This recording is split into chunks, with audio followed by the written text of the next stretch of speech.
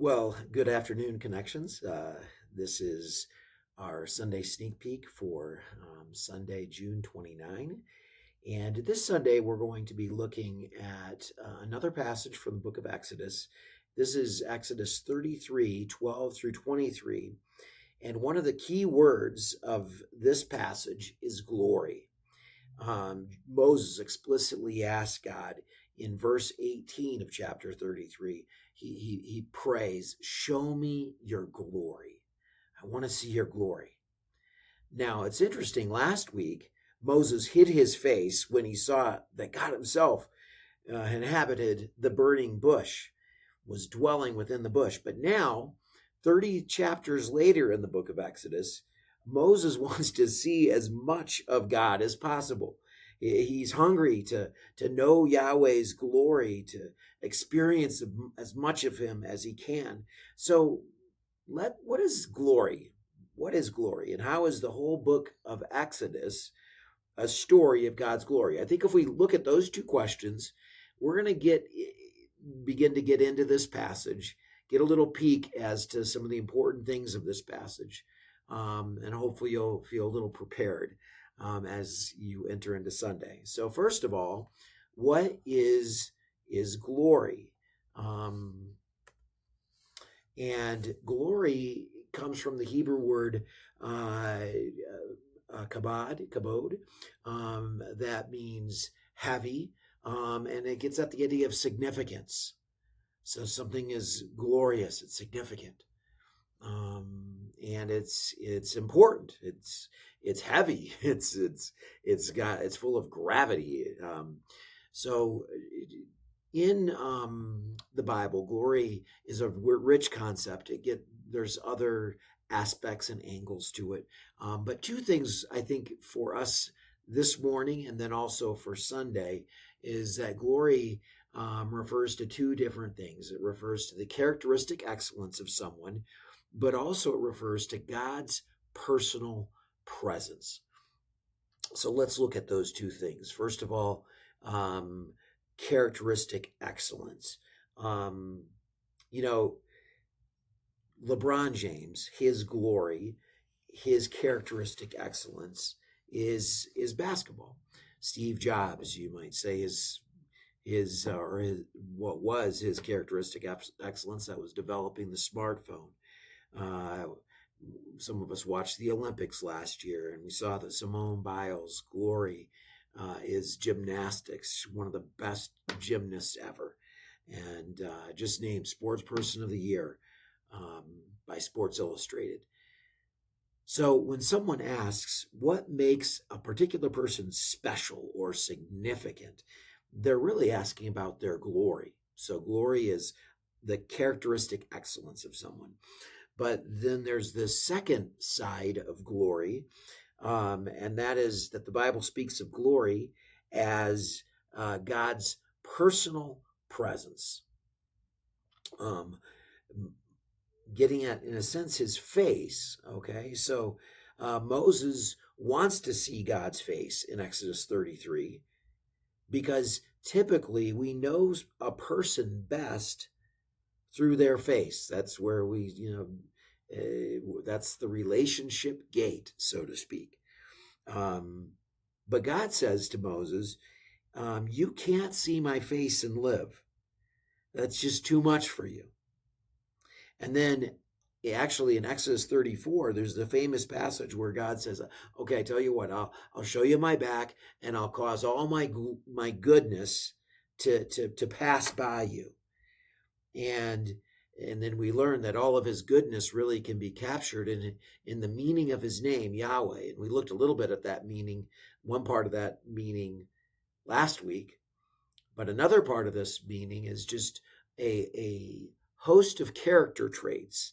Yahweh is a host of character traits that describe who he is. And when he functions as your leader, this is the kind of God you're in relationship with. So he says, I am the God, I am Yahweh, the compassionate God, the gracious God, the God who's slow to anger and abounding in love and faithfulness.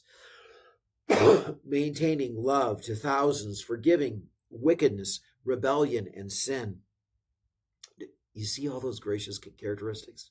So wonderful. And then it says, yet he is also a God who punishes the wicked. So he's a God of justice. So compassion, grace, patience, mercy, love, forgiveness, but also justice. So we learn here of God's character.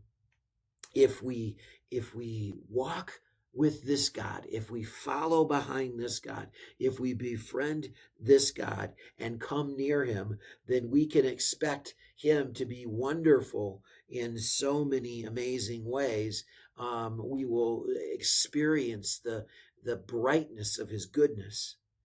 And it's so interesting that as Moses went and he was with God up on the mountain, he couldn't see God's face, but yet even the being in his presence, however that was, when Moses came down the mountain, his face glowed.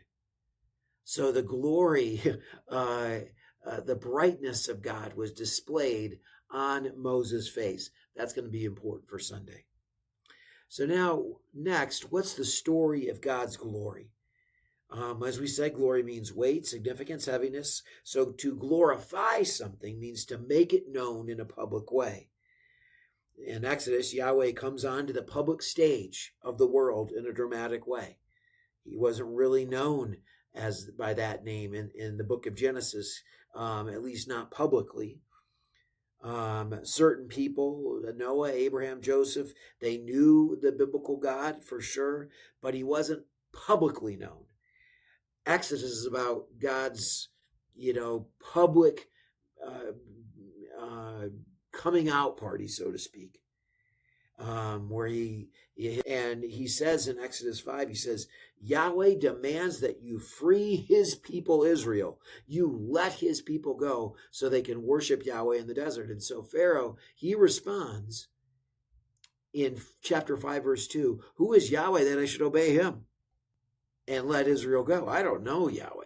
I'm not going to let Israel go.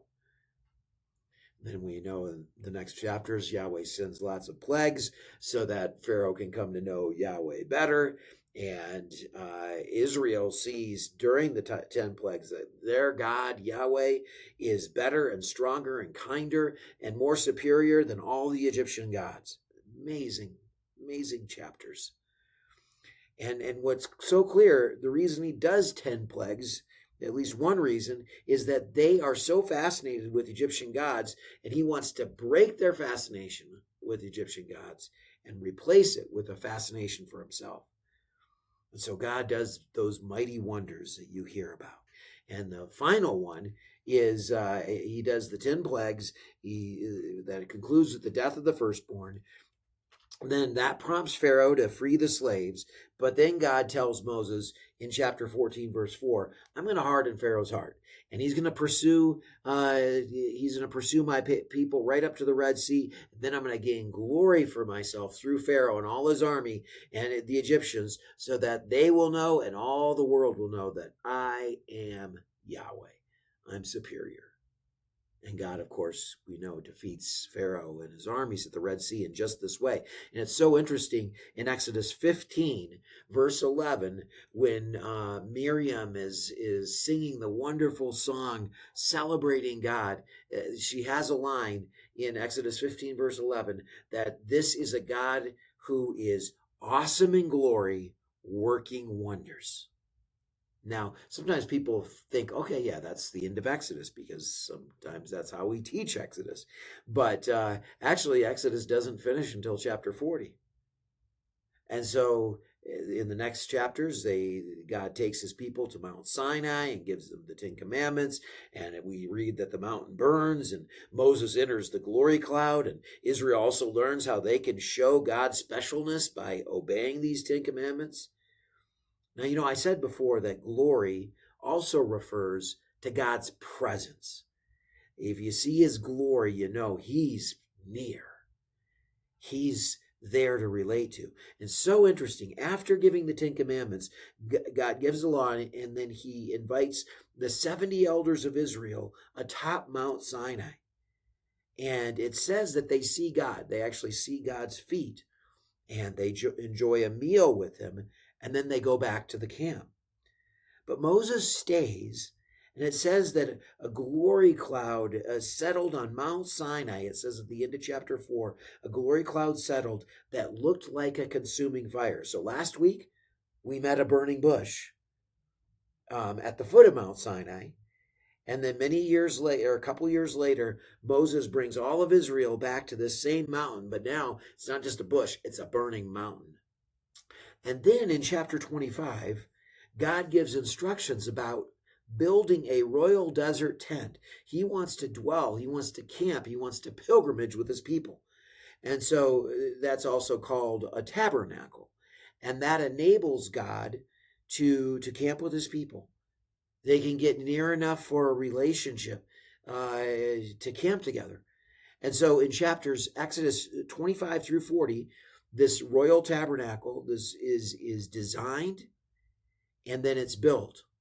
And there's more chapters of the Bible about this tabernacle, this royal desert tent, than the description of the creation. This is a big deal. And we read that God says in chapter 40 that the pinnacle of this whole experience, once the tent is built, is he's going to come and inhabit the tent. And how are you going to know that? You're going to know it because the glory cloud will come down in the back part of that tabernacle. It's gonna come. And it says that when the glory cloud came in Exodus 40, not even Moses could enter the camp. Showed that the God who was on top of the mountain had now come to be with his people, and he was going to go forward into the promised land with his people. They could walk with him, they could get to know him, they could learn his heart and enjoy his love. And that is really the high point of the whole book of Exodus. Well, this week we're going to look at chapter 33 on Sunday, but I think for you to know that story of God's glory will help you prepare for Sunday. And Sunday, we're going to see that they nearly lost the glory. But you have to come Sunday to find more about that. So I hope you can make it. Don't forget, we're also celebrating 2 baptisms and the welcoming of a new member on that day, plus a barbecue. So please come. Thanks.